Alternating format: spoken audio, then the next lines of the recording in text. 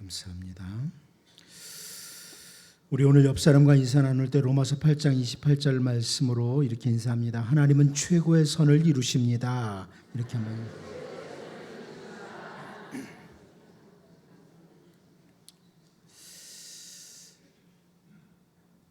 우리가 성경 제일 앞에 나오는 창세기를 열면서 볼 수 있는 것이 무엇이냐면 우리 하나님은 일을 하시는 분이시다. 일을 하시는 하나님. 창세기를 열면서 보죠. 잘 아는 창세기 1장 1절입니다. 태초에 하나님이 천지를 창조하시니라. 일하시는 하나님. 우리 하나님은 창조의 일을 하셨다. 그 일을 행하시는 하나님, 이 하나님으로 시작을 해서 성경은 가만히 읽어가다 보면 일하시는 하나님, 하나님의 일하심으로 가득 차 있습니다. 일하시는 하나님이라. 창조하신 세상, 창조하신 인간들을 멀리 서서 관망만 하시는 분도 아니시고 그냥 될 대로 되겠지 이렇게 방치하시는 하나님도 아니십니다. 하나님은 일하시는 하나님. 그런데 그 하나님께서 일을 행하시는 것에 대해서 종종 사람들은 이제 불만으로 가득 차고 불평을 계속하는 이런 사람들이 있습니다.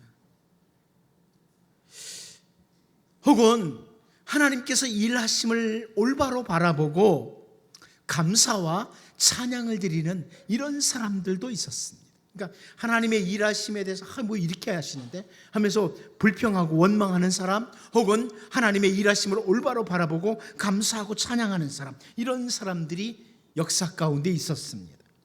선지자 이사야를 통해서 하나님께서는 이사야 55장 8절에서요, 이는 내 생각이 너희의 생각과 다르며 내 길은 너희의 길과 다름이니라, 여호와의 말씀이니라, 이런 말씀을 주십니다. 하나님의 계획, 하나님의 생각, 하나님의 길, 하나님의 일을 하시는 방법, 이런 것들이 우리의 생각, 우리의 어떤 계획, 우리의 방법과 다르다, 이런 말씀이죠. 이어서 하나님은 이사야 55장 9절에서요, 이는 하늘이 땅보다 높음같이 내 길은 너희의 길보다 높으며 내 생각은 너희의 생각보다 높음이니라, 이렇게 설명을 해 주십니다. 사람들이 생각할 땐 왜 이렇게 가지? 왜 이런 방법을 쓰지? 이해가 안 돼요. 그래서 하나님 왜 이러시는지 모르겠다고 원망하기도 하고 불평하기도 하지만 하나님의 계획이, 하나님의 생각이 우리 인간들의 생각이나 계획보다 더 높다, 이렇게 설명을 해주는 겁니다. 우선 당장 우리의 이 작은 머리로는 이해가 되지 않을 때가 있어요. 도무지 이해가 안 되는 거예요. 왜 하나님이 이렇게 일을 하시지? 이해가 안 될 때가 있습니다. 우리의 이 근시안적인 눈을 가지고는 전혀 앞길이 보이지 않을 때도 있어요. 뭔가 막막하고 전혀 풀릴 것 같지 않고 이럴 때도 있습니다. 성경에 나오는 선지자 가운데 하박국이 그렇게 반응을 했죠. 그 자기의 생각으로는 하나님께서 일을 하시는 방법이 뭔가 이해가 안 되고 마음에 안 드는 거예요. 자기가 원하는 길과 다른 겁니다. 그래서 하나님 어떻게 이룰 수 있어요? 이렇게 원망을 했습니다. 항의를 했어요. 하박국 1장 13절 말씀을 보면요, 주께서는 눈이 정결하심으로 악을 참아 보지 못하시며 패역을 참아 보지 못하시거늘 어찌하여 거짓된 자들을 방관하시며 악인이 자기보다 의로운 사람을 삼키는데도 잠잠하시나이까, 이렇게 표현합니다. 하나님 왜 이렇게 일을 하세요? 이런 의미겠죠. 좀 더 쉽게 번역된 것이 현대어 성경으로 보면 조금 더 이해가 됩니다. 현대어 성경 이렇게 번역했습니다.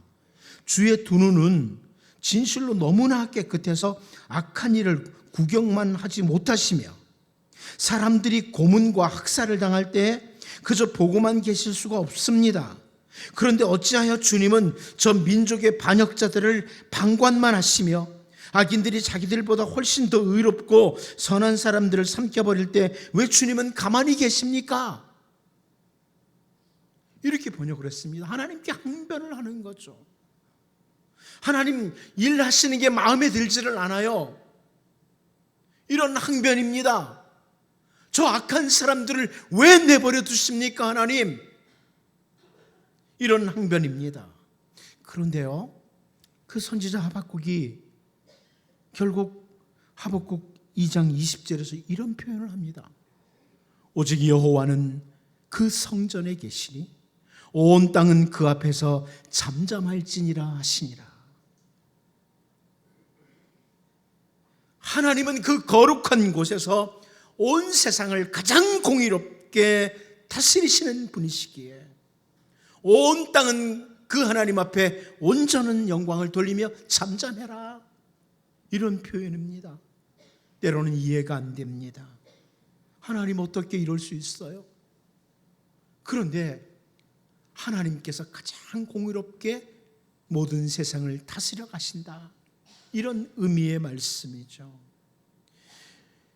여러분, 우리가 오래전에 살펴보았지만 열왕기상 18장 4절에서요, 이세벨이 여호와의 선지자들을 멸할 때 오바댜가 선지자 100명을 가지고 50명씩 굴에 숨기고 떡과 물을 먹였더라. 이렇게 말씀하고 있습니다.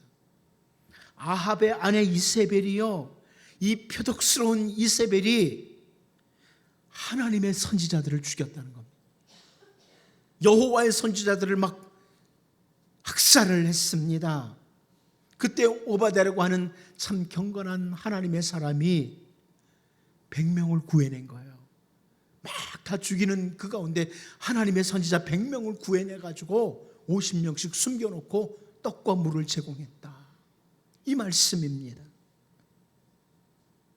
이세벨이 그런 악한 행동을 할 때, 그 악한 행동을 할 때 이스라엘 경내에 경건한 그 하나님의 사람들은 왜 하나님은 이 상황을 내버려 두시는지, 어떻게 이 악인이 의인을 죽이는데 내버려 두시는지 도무지 이해할 수가 없었습니다. 그런데 여러분, 오늘 본문 말씀을 보면 그 아합의 집 이세벨의 집에 대해서 예후를 통해서 하나님께서 심판을 하시는, 진멸하시는 이런 모습을 보게 됩니다. 때로는 우리 조국에서도 이해가 안 되는 일들이 참 많았습니다. 어떻게 악인들이 의인을 죽이는가, 이해가 안 되는 일들이 참 많았습니다. 그런데 혹은 우리의 개인적인 삶 속에서도 왜 하나님, 나는 신실하게 살고자 하는데, 하나님 앞에 의롭게 살고자 하는데 이렇게 힘든 일이, 이렇게 어려운 일들이 많습니까? 이해가 안 될 때가 있습니다. 그런데 오늘 본문 말씀을 통해서 하나님의 일하시는 모습을 좀 보자. 하나님의 일하심을 보자. 특별히 오늘 우리를 위해서 일하시는 하나님, 이 하나님을 바라보면서 우리가 정말 하나님께 감사하고 찬양하며 살 수 있는 이런 주의 복된 백성들로 설 수 있기를 원합니다. 첫 번째로 우리는 오늘 본문에서 적절한 사람, 적절한 도구를 보게 됩니다. 하나님께서 일을 하실 때 적절한 사람을 사용하신다, 적절한 도구를 사용하신다, 이런 의미이겠습니다. 오늘 본문 20절을 같이 한번 읽어보도록 하겠습니다. 같이 봅니다. 시작. 파수꾼이 또 전하여 이르되 그도 그들에게까지 갔으나 돌아오지 아니하고 그 병거 모는 것이 님시의 손자 예후가 모는 것 같이 미치게 모나이다 하니, 그 아합의 아들들이었던 요람이 사자를 보냈어요. 막 예후의 그 병사들이 달려올 때 사자를 딱 보내가지고 평안하냐고 물었는데, 2번씩이나 사자를 보냈는데 내 뒤로 물러서라고 이러고 그냥 달려왔단 말이에요. 그 사자들이 돌아오지 않으니까 파수꾼이 2번째까지 갔는데도 돌아오지 않습니다. 이렇게 말을 하고 나서 오늘 우리가 주목해야 될 표현을 하죠. 여기 뭐라고 말하냐면 그 병거 모는 것이 nim시의 손자 예후가 모는 것 같이 미치게 모나이다 이럽니다. 지금 병거를 몰고 오는 저 사람이 모는 게 막 미친 듯이 몰고 있다. 그런데 nim시의 손자 예후 같습니다. 이렇게 말을 한 거죠. 이 미치게라는 히브리어 단어는 미친 사람처럼 행동한다는 이런 의미예요. 완전히 미친 사람처럼 달려온다. 병거를 모는데 미친 사람처럼 모는 사람. 예. 이 표현은요, 이 예후라는 사람이, nim시의 손자 예후는 그렇게 몬다. nim시의 손자 예후가 어떤 사람이었다는 걸 보여주냐면 아주 열정적인 사람, 정열적인 사람이라는 것을 보여주는 또 다른 표현이에요. 미친 듯이 병거를 몬다. 아주 그냥 열정적인 사람이다. 이걸 보여주는 거죠. 그래서 어느 구약학자는 이 부분을 보면서 뭐라고 말했냐면, 이 nim시의 손자 예후가 병거를 모는 게 미치게 몬다. 이것은 오늘날로 말하면 폭주족이다. 이렇게 표현을 했습니다. 폭주족까지. 폭주족을 잘 모르시는 것 같아요. 네. 그런 모습으로 병거를 몬다는 겁니다.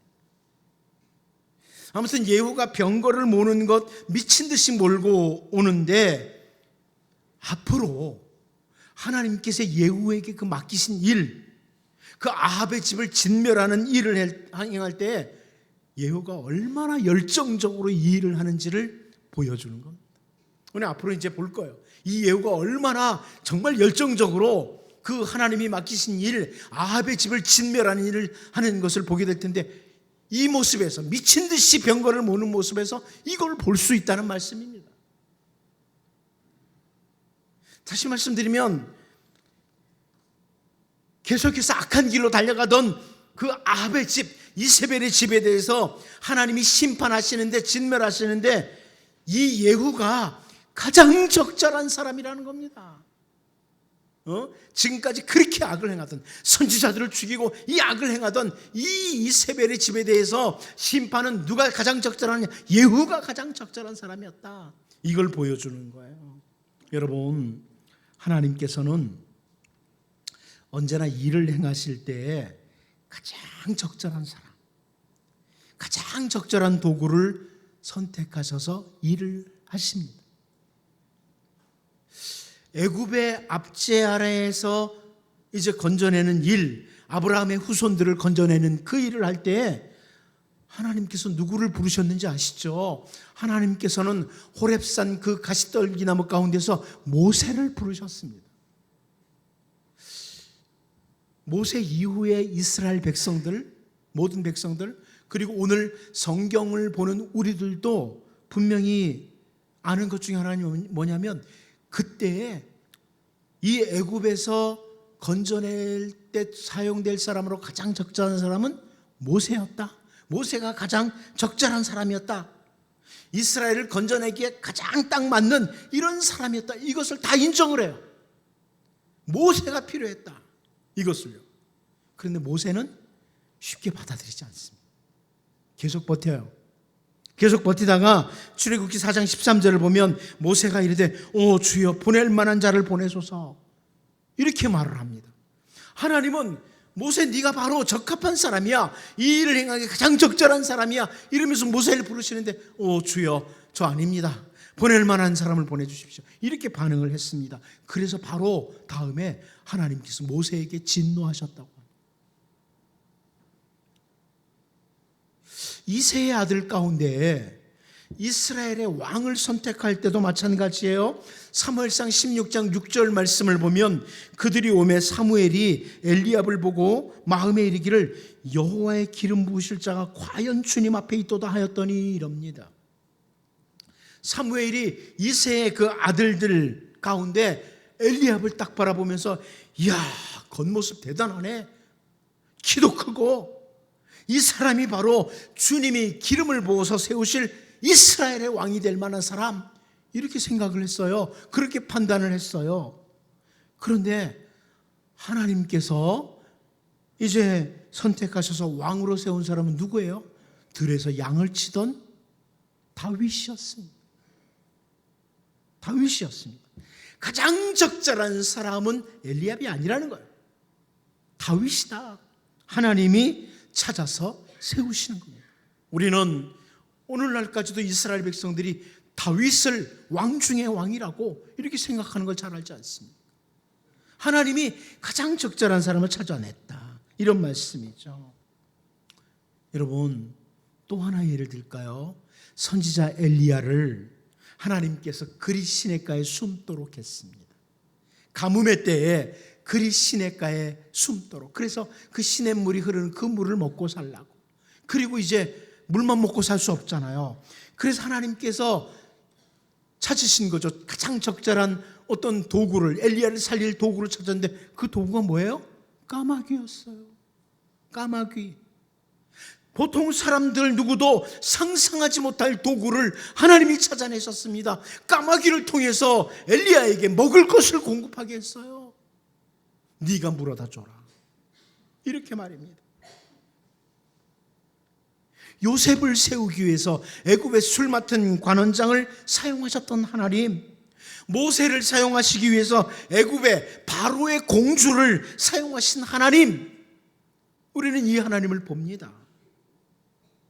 자, 이렇게 가장 적절한 사람, 가장 적절한 도구를 사용하시는, 세우시는 하나님께서, 그리고 하나님의 위대한 일을 수행하시는 하나님께서 가장 적절한 도구, 가장 적절한 사람을 선택해서 쓰시는데 오늘 우리를 사용하시겠다고 선택하셨습니다.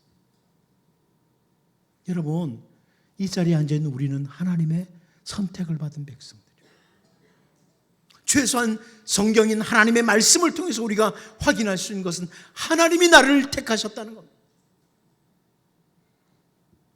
오늘 우리에게 지금의 가족들을 주신 것, 현재의 교회를 허락하신 것, 삶의 영역에서 어떤 일들을 맡기신 것, 이것은 하나님이 네가 가장 적절한 사람이야, 나는 너를 사용하기를 원해, 이래서 맡기신 겁니다. 아합 왕조를 멸하실 때 가장 적절한 사람을 찾으셨는데 예후를 선택하시고 사용하신 것, 이것처럼 오늘 우리 가정에 때로는 가족들이 마음에 안 들어요. 우리 교회 때로는 교우들이 마음에 들지 않아요. 내게 주어진 사회의 어떤 영역에 사람들 마음에 안 들 수 있어요. 그런데 하나님께서 그 자리에 나를 부르셨다, 나를 택하셨다. 여러분, 가장 적절해서 선택하셨다, 이것 기억하고 감사하며 최선을 다해 주님의 손에 쓰임받는 귀한 일꾼들로 살 수 있기를 바랍니다. 두 번째는 적절한 장소입니다. 적절한 장소. 우리 본문 21절 같이 한번 보도록 하겠습니다. 같이 봅니다. 시작. 요람이 이르되 메우라 하매 그의 병거를 메운지라. 이스라엘 왕 요람과 유다 왕 아하시아가 각각 그의 병거를 타고 가서 예후를 맞을새 이스라엘 사람 나봇의 토지에서 만나매. 북이스라엘의 아합의 아들 요람과 남쪽 유다의 아하시아가 각각 병거를 타고 예후를 맞으러 가는데 그 만난 장소가 어디예요? 이스라엘 사람 나봇의 토지였다고 열왕기 기자가 분명하게 기록하고 있습니다. 나봇의 토지에서 만났다고, 그 땅에서 만났다고 이렇게 표현을 합니다. 여러분, 우리가 잘 아는 내용이 열왕기상에서 이미 살펴보았잖아요. 아합의 왕궁 근처에 이스라엘 사람 나봇의 포도원이 있었어요. 그런데 이 아합이, 땅도 많은 사람이, 그 나봇의 포도원이 탐이 나는 거예요. 그래서 나봇에게 그 포도원을 요구했죠. 내가 적절하게, 아니 넉넉히 줄게, 달라 그 땅, 이러죠. 그런데 열왕기상 21장 3절 말씀을 보면요, 나봇이 아합에게 말하되 내 조상의 유산을 왕에게 주기를 여호와께서 금하실지로다 하니 그럽니다. 무슨 말이에요 이게? 하나님께서 이스라엘 백성들에게 지파별로, 가족별로 다 땅을 나눠줬잖아요. 적절한 땅을 나눠주셨어요. 적절하게 분배해 준 땅인데 그 하나님이 주신 땅을, 하나님이 나눠주신 땅을 다른 사람에게 넘겨주는 것은 하나님의 말씀에서 금하는 거다, 이렇게 대답을 한 거예요. 그랬더니 이 아합이 속이 상해서 그 땅 갖고 싶은데 속이 상해서 밥도 안 먹습니다. 밥도 안 먹어요. 그러니까 그 아내 이세벨이 이걸 물어보고 왜 그러냐 말이에요. 왕이 뭐 그까짓 거 못 뺏어? 이러면서 결국 어떻게 합니까? 이 아합의 아내 이세벨이 하나님의 말씀을 교묘하게 이용을 하죠. 하나님의 말씀을 교묘하게 이용을 해가지고 나봇을 돌로 쳐 죽이도록 합니다. 그리고 나봇의 그 땅을 빼앗았어요. 나봇의 땅을 빼앗았어요. 그런데 오늘 본문에서 예후가 이제 아합의 집을 진멸하려고 올 때에 그 나봇의 땅에서, 그 나봇의 토지에서 아합의 아들 요람을 만나게 된 겁니다. 가장 적절한 장소죠. 가장 적절한 장소. 이 요람이 이스라엘 성읍에 가만히 앉아서 저 달려오는 게 누구야 하고 기다리고 있었더라면 만난 장소가 나봇의 토지가 되지 않을 수 있는 겁니다. 그런데 병거를 타고 나봇의 토지에 왔을 때 거기서 예후를 만나고 거기서 죽음을 맞이하는 거예요. 하나님께서 일을 하실 때 사람, 도구만 가장 적절한 것들로 선택하시는 것이 아니라 장소까지도 가장 적절한 곳을 선택하신 거예요. 과거에 의인을 죽였는데 의인의 피를 갚아주는 거죠. 그 장소예요. 의인의 피를 갚아주는 그 장소. 여러분, 요셉이 형들에 의해서 애굽으로 팔려가는 것, 요셉이 이해했을까요? 이거 다 하나님의 뜻일까? 요셉 애굽에 노예로 팔려가는 것 이거 괜찮은 일이야 이러면서 가지 않았습니다. 하나님의 뜻을 이해하지 못하는 거죠. 왜 나를 그 애굽에 노예로 팔고 있는데 이해가 안 되죠. 심지어 억울하게 감옥에 내려갑니다. 왜 그런 곳으로 하나님이 보내시는지, 하나님이 비전도 주시더니 왜 요셉을 그 감옥까지 들어가게 하시는지 인간의 머리로는 이해하는 것이 도무지 어려운 겁니다. 요셉도 이해가 안 돼요. 그런데 그 감옥 안에서 요셉은 애굽의 바로의 술 맡은 관원장을 만나게 됩니다. 바로 거기서 만나요. 애굽의 술 맡은 관원장. 그 일로 인해서 그 애굽의 술 맡은 관원장이 바로에게, 애굽의 왕에게 이야기를 해가지고 결국 꿈을 해석하고 요셉이 애굽의 총리가 되는 거예요. 그 땅에 대해서 이해가 안 돼요. 감옥으로 보내는 거. 그런데 요셉이 들어간 그 감옥은 하나님께서 요셉을 위해서 일하시기 위한 가장 적절한 장소였습니다. 가장 적절한 장소. 때로 우리도 이해가 안 돼요. 왜 이런 땅에 나를 보내시지? 나를 왜 이 척박한 땅에 보내시지? 이해가 안 됩니다. 한 군데 더 볼까요? 이스라엘 백성들이 애굽에서 나왔을 때요, 출애굽기 14장 1절 2절을 보면 여호와께서 모세에게 말씀하여 이르시되 이스라엘 자손에게 명령하여 돌이켜 바다와 믹돌 사이에 비하이롯 앞 곧 바알스본 맞은편 바닷가에 장막을 치게 하라 그럽니다. 하나님이 시키신 겁니다. 여호와께서 모세에게 말씀하여 이르시되, 모세가 어떻게 백성들을 이끌고 가다 보니까 여기 도착한 게 아니고요, 하나님이 말씀해서 그쪽으로 인도하라고 했습니다. 그런데 이곳이 어떤 곳이냐면 지리적으로 볼 때 애굽의 바로의 군대가 추격해 오면 피할 길이 없는 장소예요. 애굽의 바로의 군대가 추격해 오면 피할 곳이 없는 그곳으로 하나님이 모세에게 의도적으로 끌고 가시는 거예요. 하나님이 왜 그런 장소를 선택하셨는지, 나중에 애굽의 군대가 추격해 올 때요, 왜 여기야 하필이면? 모세도 이해가 안 되고 이스라엘 백성도 이해가 안 되는 거예요. 왜 하필이면 이곳에 우리를 보내셨는데, 하나님이 말씀해서 왔는데요. 그런데 그때는 이해가 안 됐지만 바로 그곳에서부터 홍해가 갈라지는 역사를 보게 합니다. 더 이상 애굽 군대가 추격하지 못하도록 하나님께서 그곳에서 위대하신 일을 행하시는 겁니다. 그래서 결국 이스라엘 백성들이 하나님을 찬양하는 거죠. 사람의 머리로는 이해가 안 되지만 가장 적절한 땅으로 인도하시는 하나님, 그 하나님을 찬양하는 거예요. 우리는 종종 우리에게 주어진 땅에 대해서, 우리의 장소에 대해서 이해가 안 돼요. 속상해하고 원망을 할 때도 있습니다. 다른 가정은 다 괜찮은데 왜 나에게만 이런 가족들과 함께 살게 하셨는지, 가정에 대한 불평. 수많은 교회 중에 어떻게 이런 성도를 만나게 하셨어? 가끔 마음에 안 드는 성도 있잖아요. 하필이면 이런 성도하고 같이 신앙생활하게 해? 원망.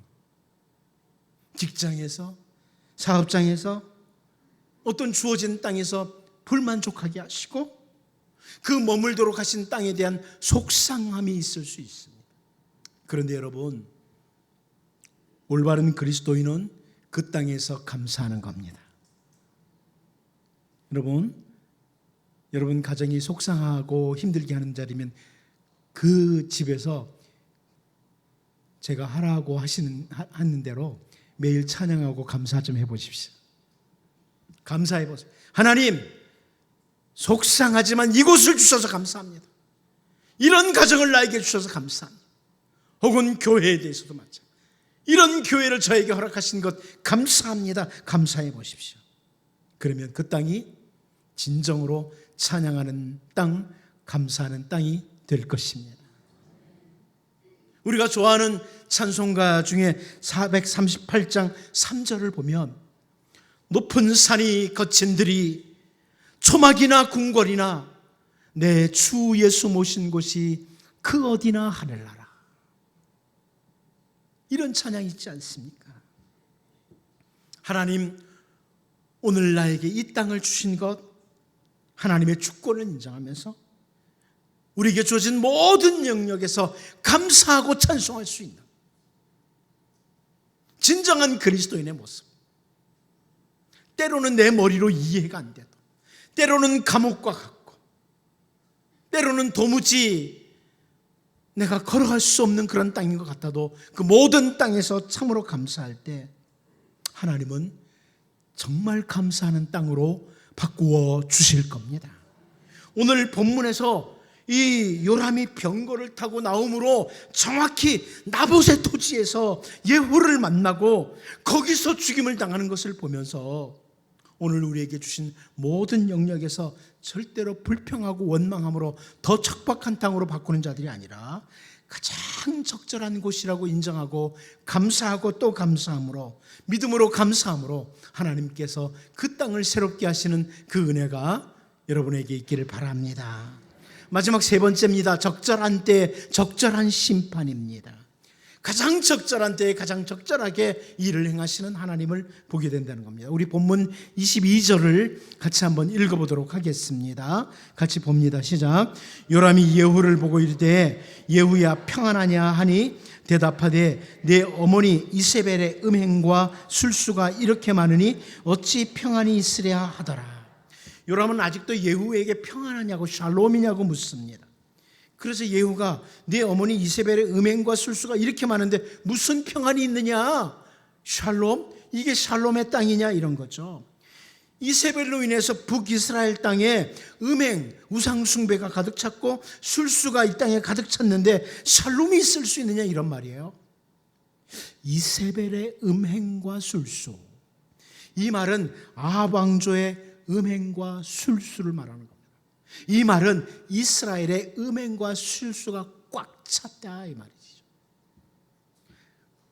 음행과 술수가 이스라엘 땅에 꽉 차 있는 이때 가장 적절한 때죠, 심판하기. 모세를 통해 주신 말씀 가운데 신명기 6장 14절 15절을 보면요, 너희는 다른 신들 곧 내 사면에 있는 백성의 신들을 따르지 말라. 너희 중에 계신 너희 하나님 여호와는 질투하시는 하나님이신즉 너희 하나님 여호와께서 내게 진노하사 너를 지면에서 멸절시킬까 두려워하노라. 이렇게 말씀을 합니다. 하나님의 백성이 우상숭배의 죄에 빠지면 진멸하시겠다. 이런 말씀은요, 성경 곳곳에 나와요. 우상 숭배에 빠지면 진멸하신다. 그런데 지금 이세벨의 음행과 술수, 이것이 이스라엘 땅에 꽉 찼다는 겁니다.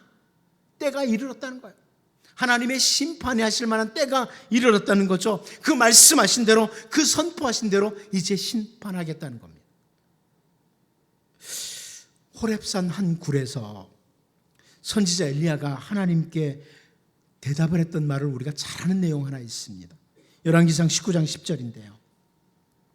그가 대답하되, 엘리야입니다. 선지자 엘리야가, 내가 만군의 하나님 여호와께 열심히 유별하오니 이는 이스라엘 자손이 주의 언약을 버리고 주의 제단을 헐며 칼로 주의 선지자들을 죽였으며오며 오직 나만 남았거늘 그들이 내 생명을 찾아 빼앗으려 하나이다 그럽니다. 아합과 이세벨이 행한 악한 일들을 선지자 엘리야가 말씀을 드립니다. 하나님, 이 사람들이요, 이 아합 왕조, 이 이세벨, 그리고 이 모든 이스라엘 백성들이 주님의 언약을 버렸습니다. 주님의 제단을 헐었습니다. 그리고 하나님의 선지자들을 칼로 죽였습니다. 그리고 제가 돌아보니까 저밖에 안 남았어요. 근데 저도 죽이려고 합니다, 지금. 이런 표현이죠. 왜 이런 악인들에게 심판이 임하지 않는지 이해가 되지 않는 형편입니다. 하나님, 이런 대답입니다, 선지자 엘리야의. 그런데 죄가 관영한 그때, 가장 적절한 때, 하나님께서는 아합의 집 이세벨의 음행과 술수에 대해서 오늘 본문에서 가장 적절한 심판을 행하고 계십니다. 여러분, 때로는 사실 이해가 안 돼요. 이 세상의 악인들이 아주 큰 소리치고 떵떵거리고 사는 모습에 대해서 이해가 안 됩니다. 의롭고 정직하고 신실하게 살고자 하는 사람들이 더 힘든 세상에서 이해가 안 됩니다. 그런데요, 하나님은 때를 기다리시고 가장 적절한 때에 가장 적절한 심판을 행하시는 분이라는 것을 본문에서 볼 수 있습니다. 요한계시록 6장 9절에서 10절 말씀을 보면 이런 말씀이 있습니다. 다섯째 인을 떼실 때 내가 보니 하나님의 말씀과 그들이 가진 증거로 말미암아 죽임을 당한 영혼들이 제단 아래 있어 큰 소리로 불러 이르되, 거룩하고 참되신 대주제여, 땅에 거하는 자들을 심판하여 우리 피를 갚아주지 아니하시기를 어느 때까지 하시려 하나이까 하니, 이런 말씀이 있습니다. 하나님의 말씀을 따라 올곧게 걸었던 사람들이 죽임을 당한 거예요. 억울하게 죽었습니다. 그 죽음을 당한 자들이 하나님 앞에, 하나님 왜 이대로 내버려 두십니까? 왜 신원해 주지 않습니까? 저 악인들을 왜 심판하지 않습니까? 이렇게 신원, 탄원을 한다는 그런 내용이 요한계시록 여기 6장 9절 10절 말씀입니다. 그런데 여러분, 하나님이 적절한 때에 적절한 심판을 하신 후에 요한계시록 18장 20절 말씀을 보면요, 요한계시록 18장 20절을 보면 이렇게 말씀을 합니다. 하늘과 성도들과 사도들과 선지자들아, 그로 말미암아 즐거워하라. 하나님이 너희를 위하여 그에게 심판을 행하셨음이라 하더라. 이렇게 결론을 내립니다. 하나님께서 가장 적절한 때에 가장 적절한 심판을 하시는 분이다, 이렇게 말씀하고 있습니다.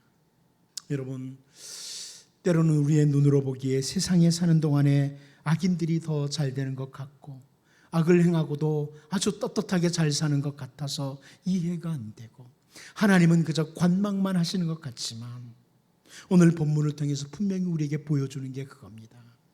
하나님께서 가장 적절한 때 가장 적절한 심판 행하신다. 그러므로 잠잠히 하나님 바라보면서 오직 내게 주어진 일에 최선을 다하고, 나는 아무리 악인들이 잘 되는 것 같아도 하나님의 말씀을 따라 올곧게 한 걸음 한 걸음 걸어가자. 그러면 하나님께서 우리의 마음을 시원하게 해주시는, 즐겁게 해주시는 이런 날이 이른다. 이런 오늘 본문 말씀을 보면서 내게 주어진 일에 최선을 다하는, 말씀 따라 올곧게 걸어가는 복 있는 주의 백성들로 살 수 있기를 바랍니다. 기도하겠습니다. 하나님 아버지,